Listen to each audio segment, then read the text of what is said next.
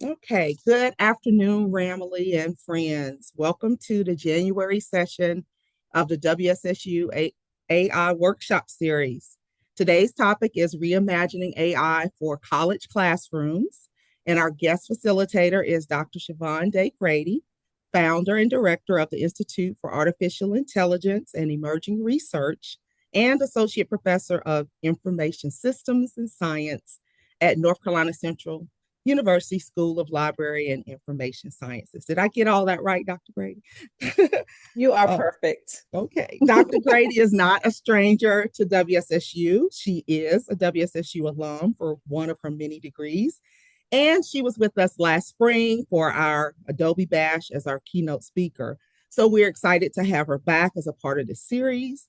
Dr. Grady brings a wealth of knowledge on generative AI and technology and ways to innovate, put them innovatively in your courses. So I am going to turn it over to Dr. Grady for our workshop.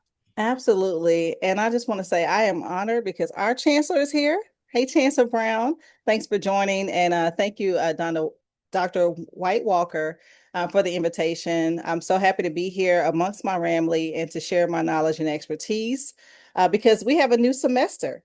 We're getting started to work with our students again and empowering them to do all the things that we know that they can do, but also empowering ourselves. Before I get started, I just want to say one thing because I see one of my oh so pretty sorors in the room. I want to wish the ladies of Alpha Kappa Alpha Sorority Incorporated a happy Founders Day. And with that being said, that's right. And with that being said, let me share my screen with you all. And I hope that you're ready because this is a working session. I'm not here to talk at you. I'm here for us to collaborate and work together. So give me one moment while I share my presentation with you all. And as Dr. White Walker stated, we're in a pivotal standpoint right now in higher education. Her and I were just speaking before we began this webinar today. But I think everybody is looking for a direction, looking for strategy. You know, artificial intelligence has truly transformed the way that we do things, the way that our students are turning in assignments, all of the things. And so we have to be strategic about the way that we utilize the technology because truly we are ambassadors into showing them how to use these tools responsibly and ethically because we know they still need to build those critical thinking skills to be successful in the workforce and beyond. So again, I'm honored to be here. And at the end of the presentation, if you have additional questions or would like to collaborate in any way, I welcome those opportunities because truly we are stronger together. So with anything that we do, we're always aligned by strategic priorities of our institution. And so with looking at you all's priorities, right, student success and persistence is paramount, having that high quality teaching and instruction, career readiness, and also having that mission grounded innovation. So everything that I'm going to be sharing today is in alignment with you all's strategic plan, as should be anything that we are doing at our institution. We should all be doing things that go right back into our strategic plan to be in alignment with everything that is happening at our institution. So today's presentation is structured in that way. To get things started, I have a poll for you all. Go ahead and complete this poll because I want to first know, how does AI currently show up in your courses? Are you prohibiting the use of AI? Are you tolerating it, experimenting, or intentionally integrating artificial intelligence? And so I'll give you all just a few moments to complete this poll.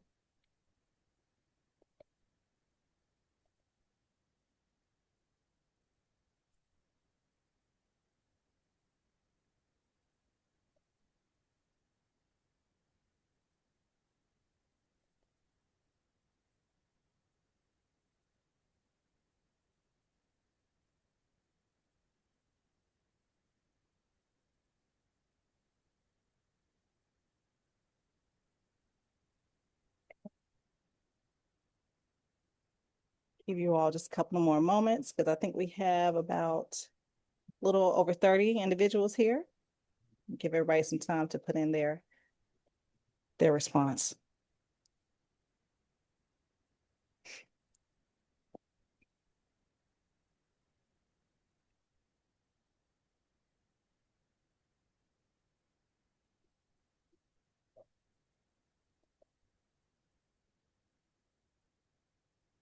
So I do expect full participation. I know it's lunchtime, but this is the same way that we expect our students to participate in the things that we're doing.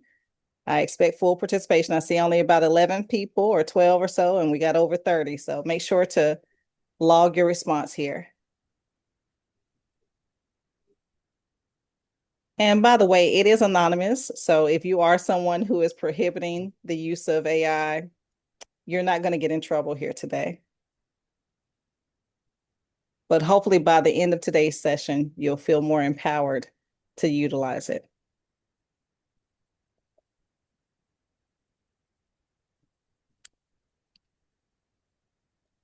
Dr. Grady, there is a question. Can the link be placed in the chat? I don't know if someone's having difficulty with the QR code. Yes, let me see if I can copy and paste this. Absolutely. Thank you for that. I would Yeah, love thank it you for because that. Mhm. one of those because normally when you do this post, it's right there. You just click on it. So some of us are not used to these QR codes and all this stuff.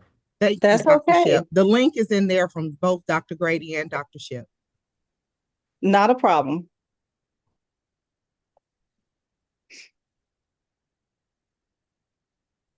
And I do want to share this. I appreciate that commentary about not used to this. I just want to share with you all, your students are used to this QR codes. And so this could be another engagement opportunity for you during your lectures when you're engaging with students, just to make sure that they're still paying attention, they're still there. Because the students that are enrolled on our campuses right now are Gen Z, and I call them the TikTok generation. Maybe I shouldn't do that, but they are always on their phones. So this is a great way to engage your learners, to make sure that they're paying attention, and you're just checking the pulse. And I can share more about that later. And so I appreciate that in the chat. It's okay if you don't teach a course, you're just here to learn. No worries. I'll get going because I see some folks are having trouble with the QR code. No worries in that. But it looks like the majority, from what I'm seeing here, are experimenting. And I think that's Sure. yes.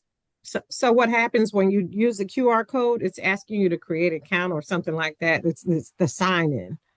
Okay. So it's okay though. You just jump through the hoops and sign Okay. in cookies and all that. Okay. I don't know. The other ones kind of jumped to it. The people who first completed it, did you all have difficulty? There's an No, option that also says join as guest. So if you select that, you can still access and participate. All right.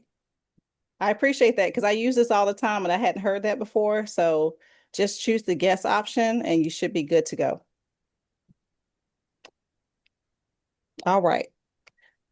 But what I was saying is, for experimenting, I think that's the right place to be, right? Because there are so many AI tools out there, so many technologies, and really, in order to show your learners how to do this, you yourself have to be well versed. So I think that's a great place to be. I love to see that 44% of you all are intentionally integrating it into your course. This is also an opportunity for research, right? So if you're a tenure track, or even if you're not tenure track, you're adjunct or whatever your title may be, from a research standpoint, this is where you can do pilots to see, how well this is working effectively in your courses. And I do appreciate the 5% here. Again, this is anonymous. I can't see who you are, but tolerating it. I do want to say one thing before I move to the next slide, just about technology or AI in this space. The train has left the station. I know that a lot of faculty, because I'm a faculty member myself, are afraid of AI, afraid of integrating new things. But I want to be clear, the train has left the station. And although it may be something you don't want to utilize, that doesn't mean that it's going to go away. The same way that a lot of us use our debit cards all the time and don't carry cash, the same way they're getting rid of the penny, the same way cell phones have evolved, the same way Wi-Fi is here and people react very strongly when it's not available. This is the same concept for the use of artificial intelligence and other emerging technologies as they come to the light. So see these opportunities as ways to get ahead of things so that you don't get behind, because the truth is we need these tools so that our students can know that we're invested in their learning, because the companies are looking for our students to have these skill sets to be in the workforce. So I do want to say that. And for those who are skeptical, I think that's a great place to be. We should be questioning these systems. We should actually have our learners do the very same thing, question these systems so that we can see the areas in which they could be better. That is all part of the process. So that brings me to my next point. When we start thinking about reimagining AI, this session is about reimagining AI in the classroom. With the skepticism, I just want to assure everyone here that it's not going to replace you. You all are subject matters at what you do. A lot of you have been in the fields for a very long time. This is simply a tool. You know how to do what you do. Also, being in the classroom with your learners, you know what works and what doesn't work, because we also get student evaluations. Just view this as an opportunity to continue to enhance what you're already doing and what you're doing very well. It can also be an opportunity for you to support what you're doing, reflection and feedback. One of the ways in which I've shared with a lot of faculty, the ways in which they can use this is, a lot of times we have these evaluations, we get comments from our students. And again, when I think about the breadth of faculty, we're multi-generational. We still have boomers that are faculty members. We have Gen X. I'm a millennial. We have all types. And so our students are Gen Z. So taking that feedback or that commentary, you can use AI to give you better ways to engage with your learners. I mentioned the QR code. That's something they do all the time. But there's different ways in which we should take our practice, what we already do really well, but reimagine how we're going to deliver and disseminate that information to our learners, because the truth is they are different. They learn differently, and they also engage differently. Think about this. They've had to do a lot of what they've done with their schooling through a pandemic. That's something none of us have even experienced. So we really do have to think about ways to reach them so that they continue to learn and grow and go out there and be ambassadors for our illustrious institution.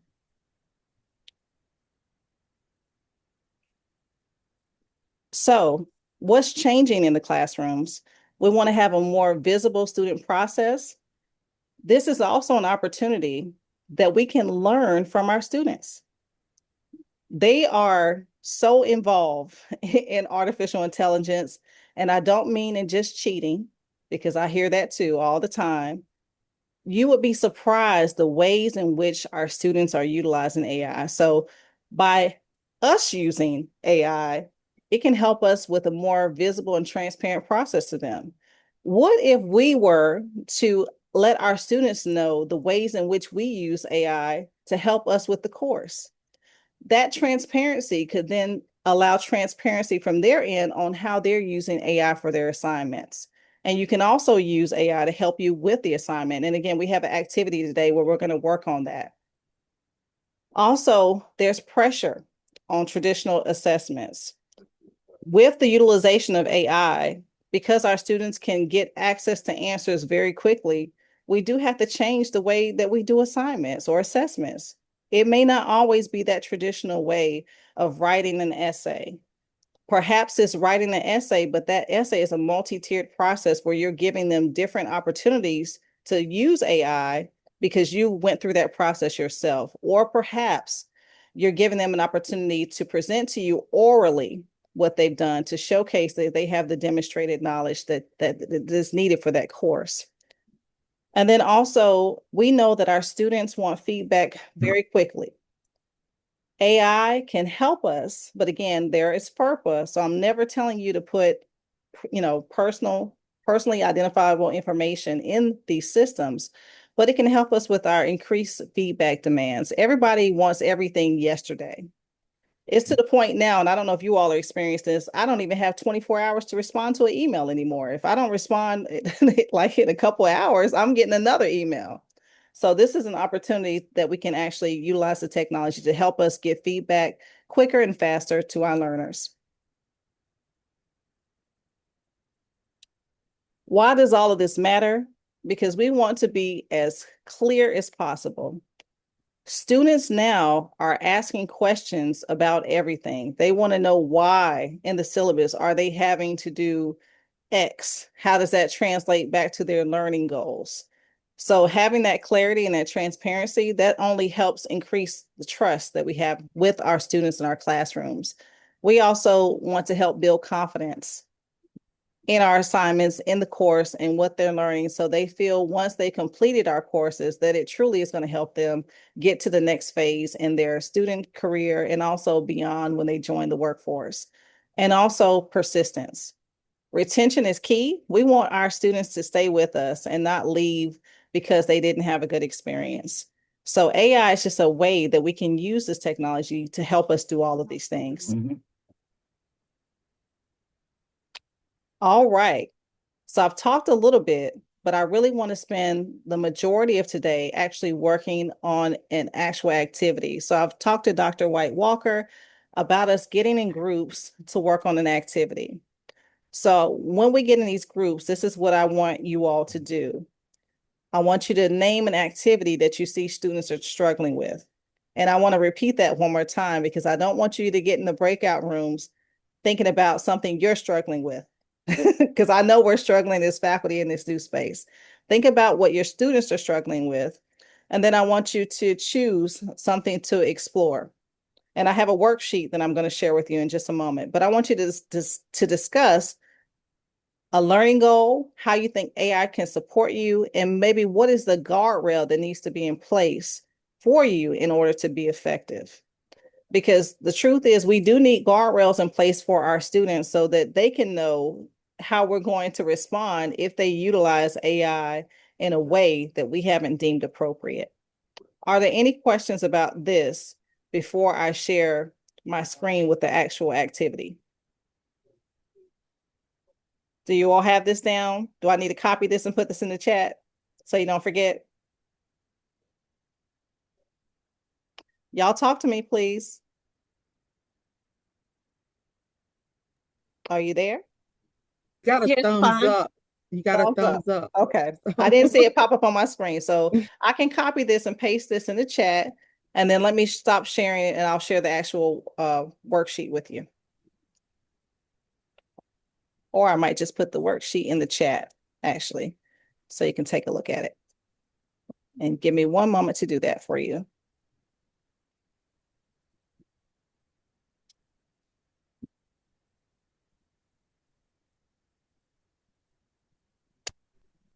Okay. And I'm just going to drop this link in the chat for you so you have it. And then I will put the questions that were there. So here is the actual activity. You can use that. Let me know if you can't see that. And then I'll put the things I want you to focus on in the chat as well. And then, Doc, are you going to help me with those Yes, I have the groups? breakout rooms ready. Okay. I'm going to have to add one more because we Okay. have a large group today. I've Okay. only set up 4. So, Okay, awesome. I love that. And what I want us to do is I want us to take about 15 to 20 minutes to work on this activity. I will be jumping into the different breakout rooms to just kind of be of assistance and provide feedback. And then we'll come back and kind of share out what happened from each group that we have. And then I'll finish up the presentation. Okay, you should be able to still participate, Holly, though, even though you're in a mobile application, if you're on your phone. You don't have to like do any writing, but you can be there for discussion. Or listen in. Yeah, please be safe. I don't want you to do too much, but perhaps just listen in your group. Have you done the groups? Yes, I think, right? Did I'm you open up? working on it. Okay, she's working. Okay, she's Yeah. working. Okay, sorry. Supposed to assign them automatically, but it's Mhm. Okay, Jeremiah, he's you're a ready. I host like too. that though. I like ready. Okay. But yeah, Holly, just listening. Thank you so much, Jack. Appreciate you. All right, hold on a second.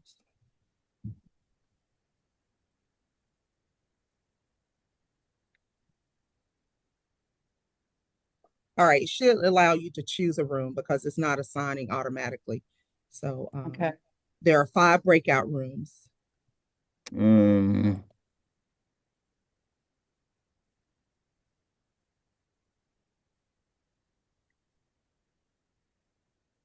So if you'll All right. select 1 through 5, and if you see one room is full or a lot of people, go to another. Thank you. They're joining. Okay. I am not seeing the option to join a room. Okay, I'm, we can. I'm on my Dr. White Walker. Not I'm on either. my iPad, so it's Can you put them in a room or? Yeah, I can. Okay. If the ones that are left, I'll add. Okay. Okay. Perfect.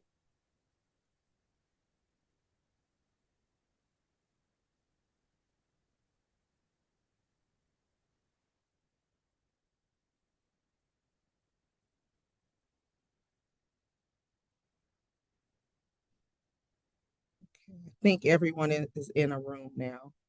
It put me in a group, then I'm not sure I came back here. Can you hear me?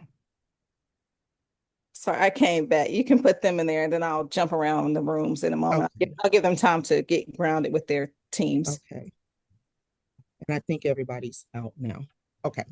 Doctor, Oh, Dr. Osam. Okay. Hold on a yeah, second. I got put in a room, but I got kicked out again. I think the room I was in was the one with the chancellor. Okay, but you should be able to see join a room again. If you can't, I'll put you in one once I find your name. Okay. Okay. Because it's not showing that you're not in a room. Oh, And I apologize, Dr. White. I'm actually Yeah, on 2 devices. I'm on my desktop and my phone. Could you put whatever you see, put me in the same group so that both of my devices are in the same group? Can you see Okay, who that? am I Okay. talking to? I'm so sorry. This is Tika Owens. I apologize. Hold on, hold on. I'll look to see which group Tika. Okay, I got Dr. Osama You in got here. it. Okay, His I'll group, look to see yes. what her. Okay, so she's in room 3. Okay. It's Tika Owens. If you'll put her I there. only see one device. Hold on. Oh, really? Okay. Yeah. Okay, man. No. So she's in room 4. So she's in Okay, move her she's in to. 2 places, 3 and 4. So okay, I'm gonna move you to 3. So maybe That one. So you should be in the 2 devices in one. yeah, she's good now. I think yes. Okay, there we go. Everyone should be in a room now. Except for okay. Is it Dowell? Yes. Okay. You need to be placed in a room. It looks like you're in room 2. Does that still work for you? Where's 2? I'm not in. Do you see breakout rooms at the bottom of your Zoom? No, I didn't see that at the Hmm. bottom of my Zoom. That's what I'm It trying to should be. find. Oh, do you see Where's- 3 dots? Do you see 3 dots? Wait a minute. Let's see. Okay. I see the 3 dots. Click on the 3 dots and then you might see breakout rooms listed there. Uh-huh. Okay. And then click on breakout room and then join room 2. Okay. Okay, is that everyone now? Or Let's see here. yeah. Oh, Oh, somebody else just entered. okay. We Hi, got people Nancy. joining the Oh, she just joined. Okay. yeah. Okay. Hold Nancy, on, Nancy. I'm gonna put you in a room. I was in 2, but I got kicked out. okay, she can reassign you back to. Yeah. You should be able to go back to breakout Yeah. rooms and join. Because it said I that you did. okay, it says you didn't join. I don't know. No, I did. I clicked on breakout and I joined on 2. Yes. Try that again and see if it'll let you. Because she's okay. Okay. I moved her. How you doing? Yeah, I was gonna say, how you doing, sis? All right. All right. So I'm gonna go to a room too. Well, I'm gonna stay in Maine because I got people Okay. admitting. So Okay. I'm gonna jump around. Okay. All right. You can go ahead. I'll get Okay, everybody assigned. I'm gonna jump All right. in. I think I'm gonna do the first one, room one. Let me go there. Okay.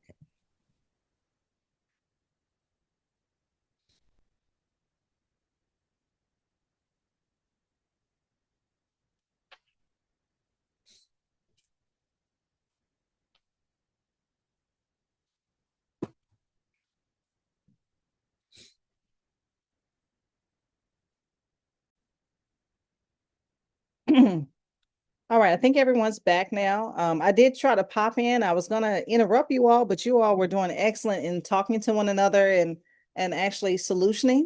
So I think now what we need to do is go through each group, and someone can share out the answers to the questions here, and kind of what shifted your thinking and what surprised you. Because some of the rooms I jumped into, it sounds like you all learned some things from your colleagues that you didn't necessarily know. So is there a group that would like to start first, or if not, I can call on a group to begin?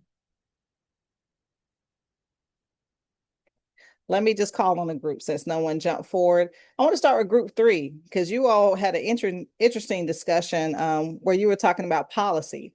And so I think that was sound like there may have been some discrepancy there. So I'd love for you all to kick us off in sharing out.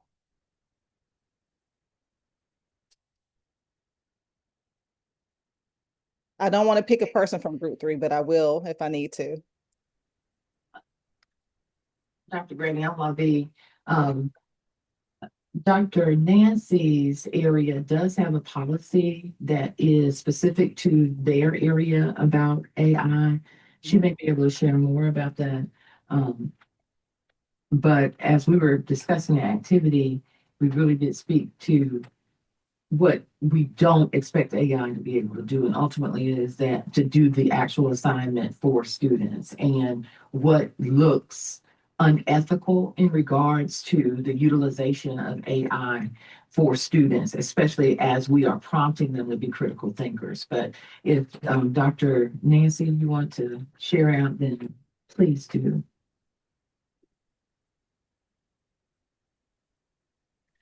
I don't even mind screen sharing our policy if that's okay with you. Sure. So it's an SOHS generative AI policy that You we said you have. screen share? Yeah, Okay, I'm stop. Okay. yep. So we have a SOHS AI policy that has our ethical use of AI and the like permitted uses and prohibited, and that it has to be cited, and that here's what we expect students to do. And that we kind of have a general guidance document that's a guideline for students that we post to we're posting to our courses to help students with this use of AI. So that like submitting it at GAO generated content as your own original work is considered a violation of academic integrity, or that it circumvents learning objectives, not allowed. That to generate patient notes is not allowed. That if you do it, you have to be very transparent and that you have to cite AI if you use it.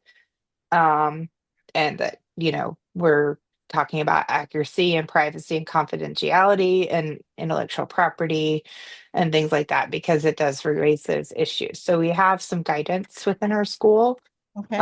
which may be helpful. And that's why we were talking about it, because, for students, just to help them with knowing what's okay and what may not be okay for our classes. And we were having that conversation. I was talking to students about use of AI in my class today. Like, hey, I know I have a writing focused class, and here's what's okay for me in my writing focus class for you to be able to use AI for. And basically, um, just to help students know what's okay for me and what's not okay for me. And what's so basically just to help them. Excellent. So you do have transparency in your course where you're sharing how you utilize it and then the ways in which they are not able to utilize it so they know what they can't do. Now, let me ask you something. When it goes to this activity, did you all get a chance to discuss a learning goal or how AI could support you all? It sounds like the guardrails were the focus mainly for you all's discussion. Were you able to look at the other things or at least talk about it, how you're using AI to support you all in your classrooms or how it can help support learning goals for your courses? We did. In particular, initially we talked about how it could be used for things like outlining and grammar checks and those types of things that are a surface for grammar and mechanics and whatnot. But one colleague shared an example of how students could use it to generate questions that a person might be asked by police, and then to apply those questions to a scenario about whether or not those questions, when posed to a human, would be appropriate, or how would you ask the question utilizing a different tone, or so you would have to sort of modify behavior based on really dealing with a person, interacting with a person, which would help teach students how to engage in exchanges with people. All right, excellent. Is there anything else from group 3? If there's not, do I have a volunteer from one of our other groups to share out next? Our group can go next. We're group Okay. 4. And so we focused on Dr. White from nursing and her, what the issues that she had with her students, what they were struggling with, and rather build our suggestions and guardrails around her learning outcomes and what guardrails might work best in her circumstance. So if I could defer to Dr. White to share out. Excellent.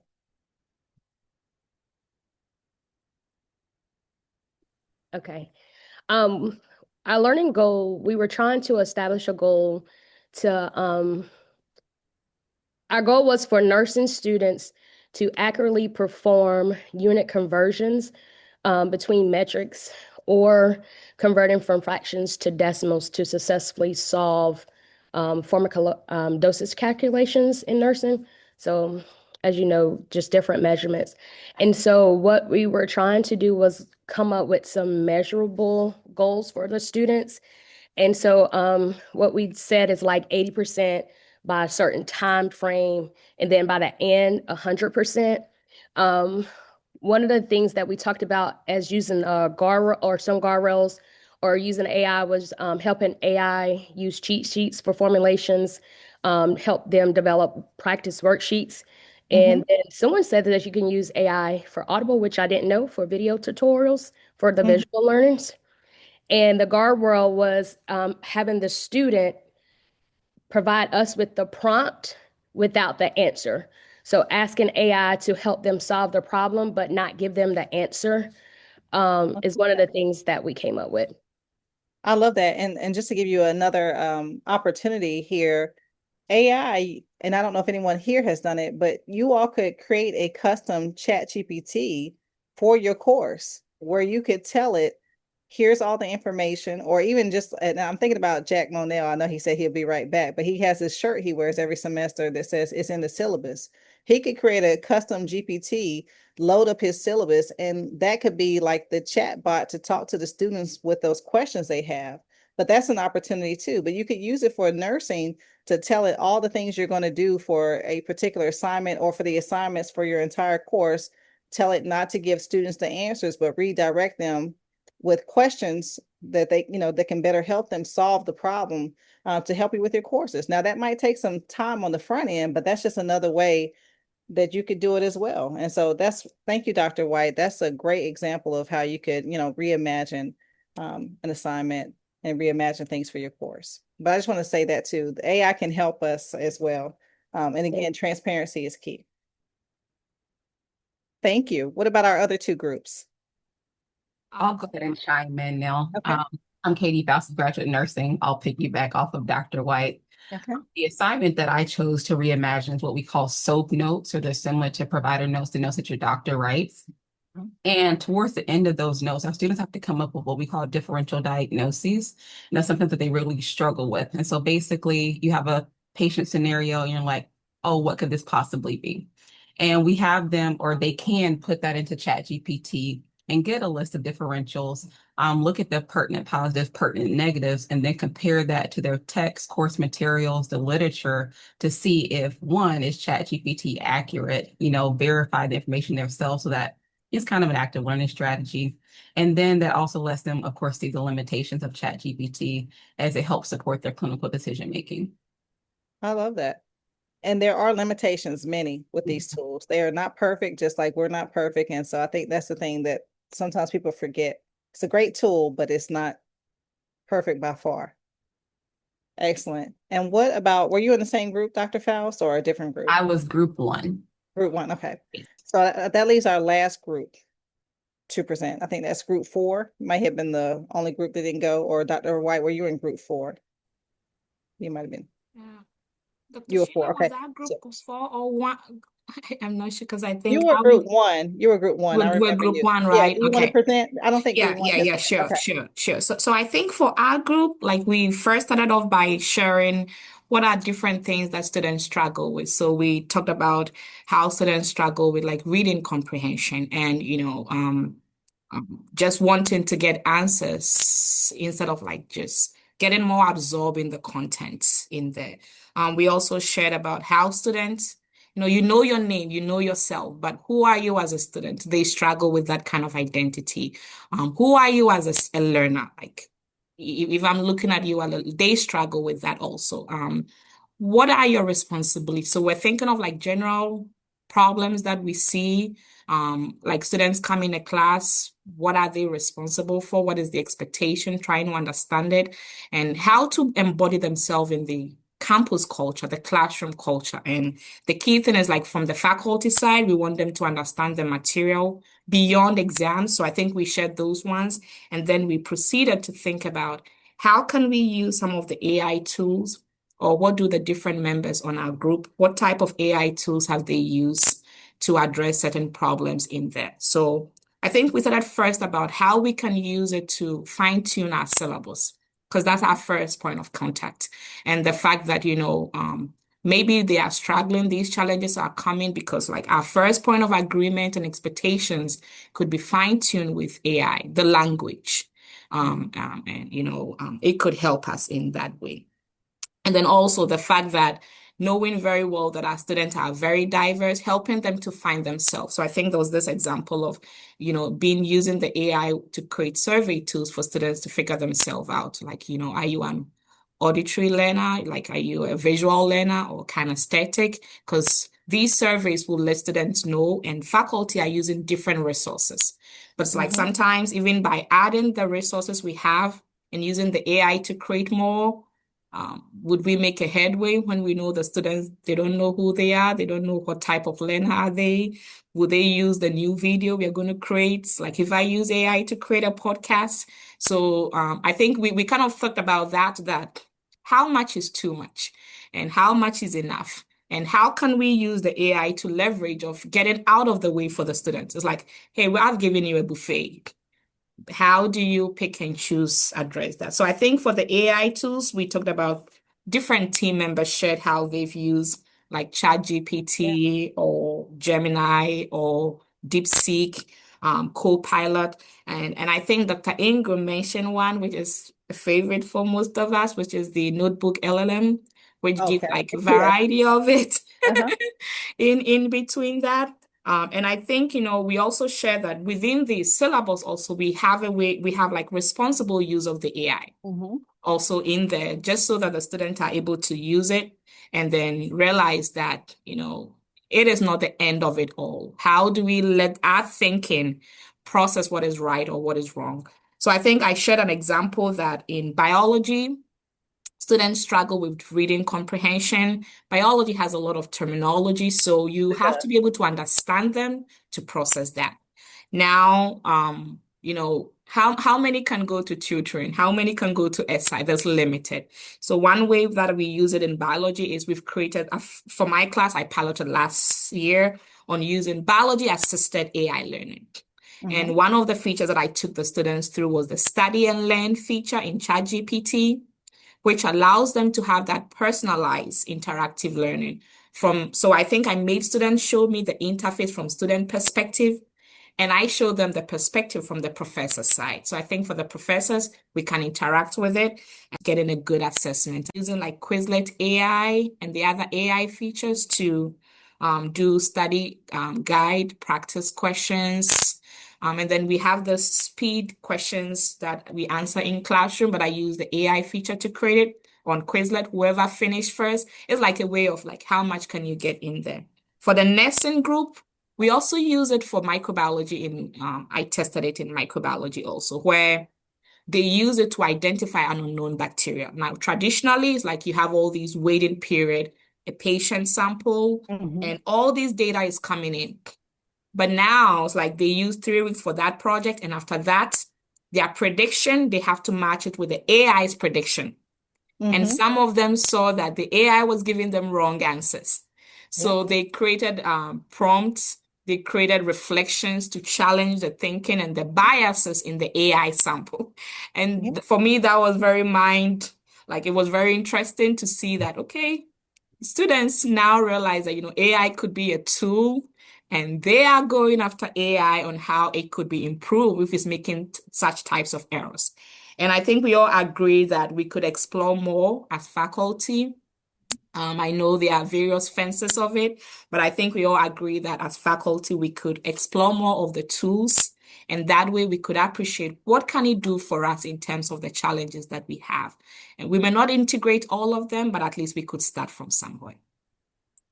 Sarah, I so appreciate everything you shared. More than you know. You gave a breadth of knowledge there. I was even pondering on something and I know our time is running up, so I'll make it quick. But just that part that you said about identity, AI in that moment with you sharing that, to me, that's an opportunity to kind of partner with the first year experience on campus. I don't know what it's called now. I've been out of school. Last year was 20 years for me, y'all, at Winston-Salem State University. I'm a proud grad, but I'm, used to be in the Hauser building. I don't know what it's called now, but that's an opportunity because like I mentioned to you all, with these students have been part of the COVID-19 pandemic, a lot of their learning changed. The way that they interact, do things is a lot different than probably how we grew up learning. But that identity, knowing who they are, that's our job to help guide them through that process for them to learn their hopefully best study habits, practices, and so forth. So I see an opportunity for collaboration. That's a great way that the first year or whatever it's called now could be a collaborator in helping develop that experience. And one other thing I want to touch on that you said as well, all great things which your students are doing. There are some resources available, and I'll try to get with Dr. White Walker as well. You mentioned about students and using AI. ChatGPT, I have a great relationship with OpenAI. They actually have a book on like best uses of like study habits for students that was developed by college students, and they're happy to send those books out for free. I'll reach out to her to see if I can share that opportunity with you all at Winston-Salem State. And then additionally, faculty, it can help us so much with what we already do very, very well. And that's something that I would love to explore another time further with you all, because I don't think the tools that you mentioned, Sarah, there are so many tools. We shouldn't go crazy with trying to figure them all out. Even just utilizing 1 to 3 or 5 tools, or just knowing which one we like best and really getting everything out of it. Because the truth is, with technology, a lot of times we don't even tap into half of the features that it offers us. So I'm going to speed it up because time is of the essence. You all got to get to lunch, and I'm not about wasting people's time. We touched on this briefly, but again, it's our job to show students how to use these tools ethically and responsibly. I already talked about making sure AI use is transparent. Thank you, Dr. Smith, for sharing what your school has developed, that the assessments are designed intentionally, that there's rubrics associated. They know exactly how they're going to be graded. And then for faculty, we should be thinking about, what is the purpose? How are we being transparent in this moment? And what is the agency happening? And then think about this as you move forward. What is one thing that you might want to pilot this semester to give a try?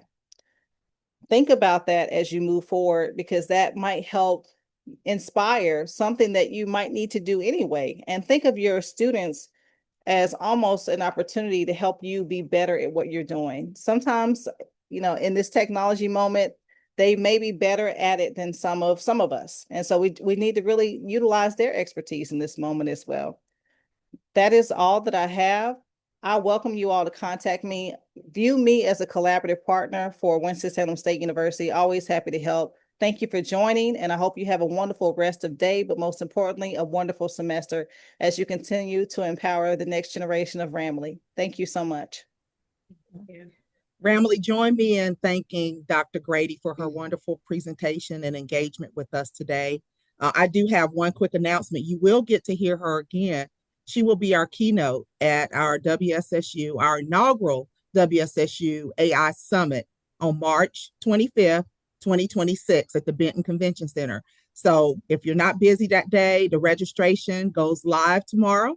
And if you want to present, the call for proposals go live tomorrow. So I'm going to put the link to that so that you can access it. Dr. Grady, thank you so much for taking time to share with our Ramley. Thank you, everyone. Thank you. Thank you.